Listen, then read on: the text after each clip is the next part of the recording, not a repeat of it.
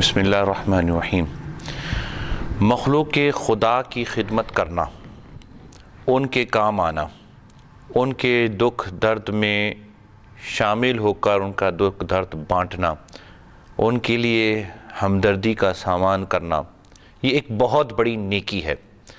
قرآن حکیم فرقان حمید نے ہمیں انسان کی تخلیق کا مقصد بتایا ہے کہ اللہ تعالیٰ نے انسان کو کیوں پیدا کیا ہے۔ چنانچہ سورۃ الذاریات کی آیت نمبر 56 بڑی مشہور ہے کہ اس میں فرمایا وَمَا خَلَقْتُ الْجِنَّ وَالْإِنسَ إِلَّا لِيَعْبُدُونَ، اور میں نے انسانوں اور جنوں کو اپنی عبادت کے لیے ہی پیدا کیا ہے۔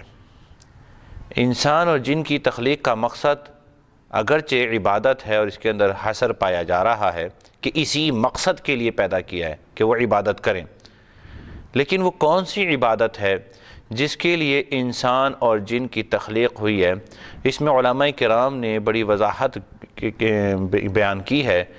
علامہ راضی رحمۃ اللہ تعالی علیہ نے تفسیر کبیر کے اندر اس آیت کے تحت یہ بتایا کہ وہ کون سی عبادت ہے جس کے لیے انسان اور جن کی تخلیق ہوئی ہے۔ فرمایا وہ دو عبادتیں ہیں، ایک اللہ رب العزت کے حکم کی تعظیم کرنا، اس کے احکام کی تعظیم کرنا، اور دوسرا ہے اس کی مخلوق پر شفقت کرنا۔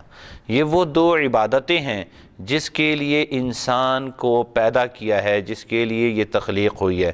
چنانچہ کسی نے بڑی خوبصورت بات کی ہے، یہ پہلا سبق تھا کتاب خدا کا کہ ساری مخلوق ہے کنبہ خدا کا۔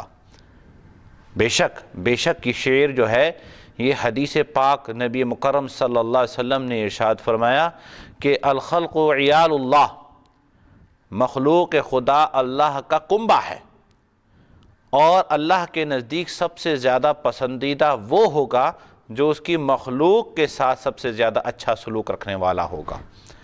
ایک اور حدیث پاک میں نبی مکرم صلی اللہ علیہ وآلہ وسلم نے ارشاد فرمایا جو کسی پریشان حال کی مدد کرے، اللہ تعالیٰ اس کے لیے 73 بخششیں لکھ دیتا ہے۔ ان میں سے ایک تو 73 میں سے ایک تو اس کے تمام معاملات، خواہ وہ معاملات دنیاوی ہوں یا اخروی ہوں، ان تمام معاملات کی اصلاح اور درستگی کے لیے ہوں گی، اور باقی 73 اللہ تعالیٰ نے آخرت کے لیے رکھ دی ہیں جو اس کی دراجات کی بلندی کا ذریعہ بن جائیں گی۔ اللہ اکبر۔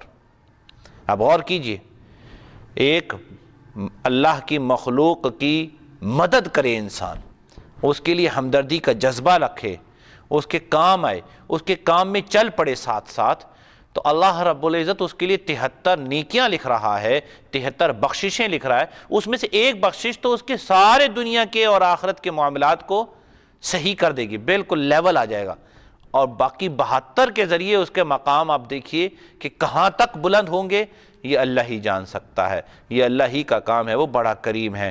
کسی نے سچ کہا ہے کہ درد دل کے واسطے پیدا کیا انسان کو، ورنہ طاعت کے لیے کچھ کم نہ تھے کروبیاں۔ کروبی مانا یہ فارسی کا لفظ ہے کہ اعلیٰ اور بڑے مقرب فرشتے۔ اسی لیے اقبال بڑے خوبصورت انداز اور انتہائی سادہ انداز سے بچوں کو بھی یہ شعر یاد ہو سکتا ہے، ہیں وہی لوگ جہاں میں اچھے، آتے ہیں جو کام دوسروں کے۔ سادی سی بات ہے میرے عزیزوں، دوسروں کے کام آئیں، دوسروں کے کام آئیں، ان کی مدد کریں، ان کے ساتھ ہمدردی کا جذبہ رکھیں، سمجھیں جانیں کہ کون کیا ضرورت رکھتا ہے۔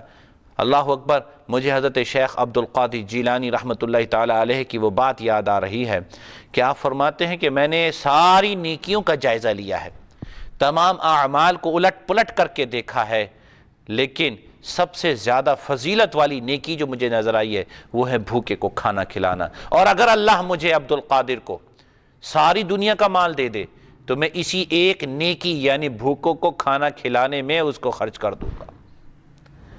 تو یہ دیکھیے ہمارے اولیاء نے، ہمارے اسلاف نے، ہمارے بزرگوں نے، ہمارے پیغمبر علیہ السلام نے اسی چیز کا درس دیا ہے کہ انسان کی تخلیق لوگوں کے ساتھ شفقت بھرا رویہ رکھنے کے لیے ہوا ہے، لڑائی جھگڑے کے لیے نہیں ہوا۔ اللہ رب العزت ہمیں اس مسئلے کو، اس حقیقت کو، اس تخلیق کے مقصد کو سمجھنے کی توفیق عطا فرمائے۔